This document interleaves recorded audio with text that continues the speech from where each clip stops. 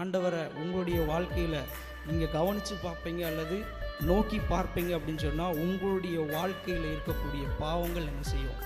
மன்னிக்கப்படும். அதோடு மாத்திரமில்லாமல் நம்முடைய பாவங்களை நாம் என்ன செய்ய முடியும்? அறிக்கை பண்ணணும். ஒருவேளை இன்றைக்கும் உங்களுடைய வாழ்க்கையில் ஆண்டவராக இயேசு கிறிஸ்துவை கண்டுகொள்ளாதபடிக்கு யாராவது ஒருத்தங்க இருப்பீங்க அப்படின்னா கட்டாயம் என்ன செய்யுங்க?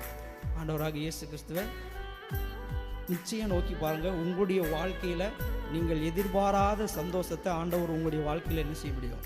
தர முடியும். ஒரு எனக்கு என்னுடைய சொந்தங்கள் தான் பெருசு, அல்லது எனக்கு என்னுடைய உற்றார் உடையவர்கள் தான் பெருசு, அல்லது எனக்கு என்னுடைய நண்பர்கள் தான் பெருசு அப்படின்னு சொல்லி ஒருவேளை யாராவது இந்த உலகத்தில் வாழ்ந்திருந்தீங்க அப்படின்னு சொன்னால் இன்றைக்கு இரவில் இந்த இயேசு கிறிஸ்துவை நீங்கள் என்ன செஞ்சு பாருங்கள், நோக்கி பாருங்கள். உங்களுடைய வாழ்க்கையில் ஏதாவது ஒரு குறைகள் இருக்கலாம், உங்களுடைய வாழ்க்கையில் ஏதாவது ஒரு கஷ்டங்கள், ஏதாவது ஒரு குழப்பங்கள் என்ன செய்யலாம் இருக்கலாம். இந்த காரியங்களை அவர் நிவர்த்தி செய்வதற்கு வல்லவராக இருக்கிறார்.